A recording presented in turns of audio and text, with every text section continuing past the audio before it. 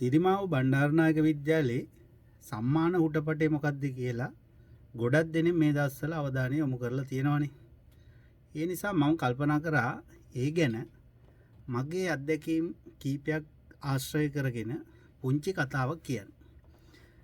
මේ කියන දියණිය හරිද වැරදිද කියන්න මම මෙතනදී උත්සාහ කරන්නේ නැහැ. ඒත් එක දෙයක් නම් මම කියන්න ඕන.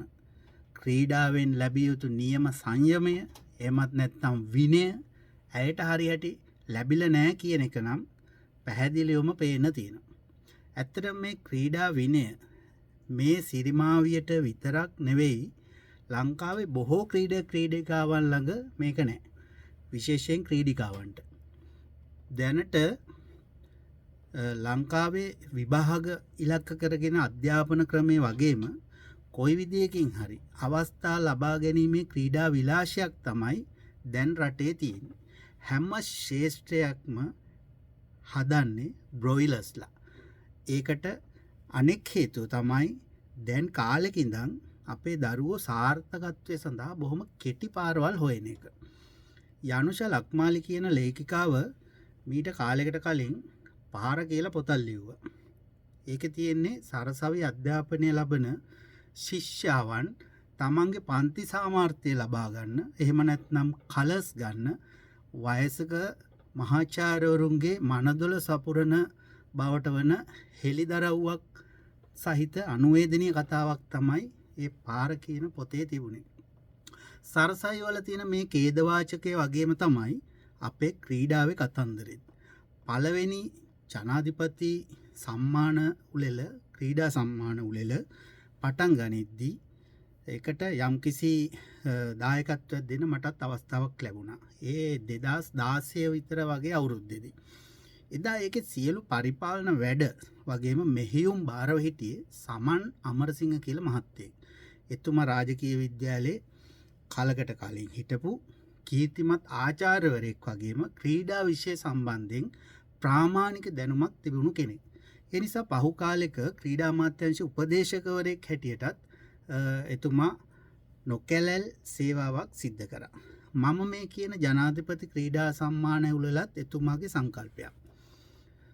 මේ සම්මාන උළෙල සංවිධාන අවශ්‍යතාව වෙනුවෙන් නිතර මටත් ඒ දවස්වල මේ සමන් මහත්තයාගේ කාර්යාල කාමරේ ගත කරන්න සිද්ධ වුණා. ඒ දවස්වල තමයි විවිධ සම්මාන වලට ක්‍රීඩිකාවන්ගේ නාම යෝජනා ලබා ගැනීමත් ඒ වගේම තෝරා ගැනීමත් සිද්ධ වුණේ. ඒක සිද්ධ වුණේ විද්වත් කමිටුවකින්. එතකොට මම කලින් කිව්වා වගේ සමන් මහත්තයාගේ කාමරේ මම හිටපු අවස්ථාවල එතනට ඇතැම් වෙලාවක ක්‍රීඩිකාවෝ කීප දෙනෙක් ආවා. ඇවිල්ලා එතුමගෙන් ඇහුවා සමන් සර් එක්ක පෞද්ගලිකව කතා කරන්න පුළුවන්ද කියලා. මෙතනදී එතුමා කිව්වා පෞද්ගලිකව කතා කරන්න බෑ. ඒක නිසා අනිත් අයත් ඉඳෙද්දිම තමන්ගේ කාමරේ කතා කරන්න කියලා. ඒත් සමන් මහත්තයාගේ විරෝධයේ මැද වුණත් මමත් ඒ කාමරේ ඉඳපු අනිත් කීප දෙනෙකුත් කීප සැරයක්ම විටින් විට කාමරෙන් එළියට යන්න වුණා මේ ජනප්‍රිය ක්‍රීඩිකාවන් කීප දෙනාගේ ඉල්ලීම් වලට පිටුපාන එක එතිකලි හොඳ නැති හින්දා. එතකොට මෙතනට ආපු අයගේ නම්ගම් මම මෙතනදී කියන්න උත්සාහ කරන්නේ නැහැ. ඒත් ඒ ක්‍රීඩිකාවන්ට ඒක හොඳ නැති නිසා මම කියන්නේ නැත්තේ මේ ක්‍රීඩිකාවන් ගියාම මම නැවතත් සමන් මහත්තයාගේ කාමරයට යනවා ඉතින්. එහෙම ගියාම සමන් මහත්තයා මට කියපු එක දෙයක් තමයි බලන්න සම්මානයක් ගන්න මේ ළමයින්ට ඕන දෙයක් කරන්න පුළුවන් කියන්නේ වෙන මොන කතාවද කියලා. ඔහු මට සිදුවුණු සියල්ල කියලා තියෙනවා. සම්මානයක් ගන්න මේ ජනප්‍රිය ක්‍රීඩිකාව තමන්ගේ ආත්ම ගෞරවය වුණත් නැති කරගන්න සූදානම් වුණාට සමන් අමරසිංහලා වගේ මහත්වරු රෙදි උස්සලා බලලා සම්මාන දුන්නේ නැති නිසා වෙන්නේ නැති නියම සුදුස්සන්ට එදා ජනාධිපති සම්මාන ලැබුණේ කියලා මම විශ්වාස කරනවා. ඒත් ලංකාවේ ඇතැම් වෙලාවට මේක බොහෝ විට වෙන්නත් පුළුවන් ජාතික කණ්ඩායම් වලට, පාසල් කණ්ඩායම් වලට, සංචිත වලට, විදේශීය තරඟාවලි වලට ක්‍රීඩිකාව තෝරන්නේ නාරි මාංශ පරීක්ෂණයකින් පස්සේ තමයි. මම නැවතත් අවධාරණය කරනවා මේක ඇතැම් විට, බොහෝ විට, සමහර විට එහෙම නැත්නම් ඇතැම් තැන්වල කියලා වෙනස් වුණාට කමක් නැහැ. ක්‍රීඩකයෝ තෝරද්දී සලකා බලන නිර්ණායක මොනවද කියලා නම් මම හරියට දන්නේ නැහැ. ඒත් සමහර තැන්වලදී ක්‍රීඩකයන් තෝරද්දී මේ පරීක්ෂණයට මුහුණ දෙන්නේ ක්‍රීඩකයන්ගේ අම්මාවරු බව නම් මම දන්නවා.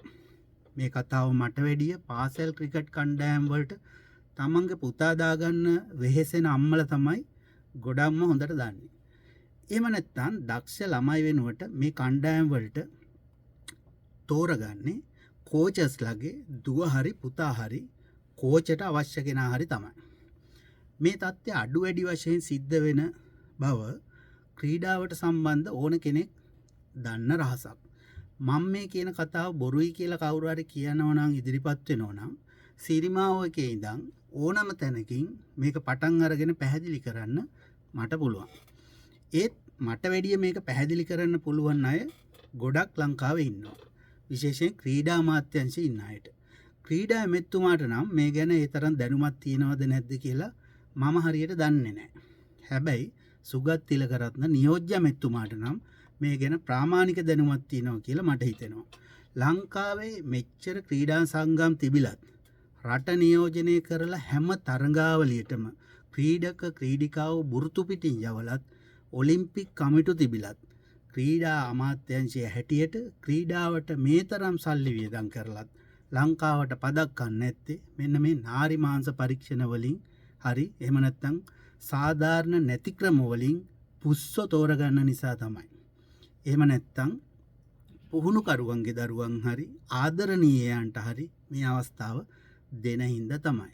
ලංකාවේ ක්‍රීඩා දියුණු කරන්න නම් රටට පදක්කම් ගේන්න ඕන නම් එක්ක කෝචස්ලාගේ ඉවෙන්ට් වලට එයාලගේ දරුවන් ක්‍රීඩා කිරීම නවත්තන්න ඕන. එහෙම නැත්නම් කෝචස්ලාගේ නාරි මාංශ ප්‍රදාහය සනීප කරගන්න වෙනම පූල් එකක් දාන්න ඕන. ඒ කියන්නේ ක්‍රීඩා පුහුණුකරුවන්ට වෙනමම අන්තఃපුරයක් හදලා දෙන්න ඕන. ඒ වගේම තවත් එකක් කියන්න ඕන. තමන්ගේ බොහෝ දේවල් කැප කරලා දක්ෂ දරුවෙකුට අවස්ථාවක් දීලා රටට පදක්කමක් ගේන කැප වෙන පුහුණුකරුවන් අනන්තවත් ඉන්නවා. ක්‍රීඩා බලධාරීන් පිරිසකුත් ඉන්නවා. අන්න ඒ අයට පින් සිද්ධ වෙන්න තමයි ක්‍රීඩාවද මෙහෙම හරි ඉතුරු වෙලා තියෙන්නේ. මම මීට වැඩිය කතා කරන්න යන්නේ මේ ගැන. මම උපුල් කලප්පත්ති.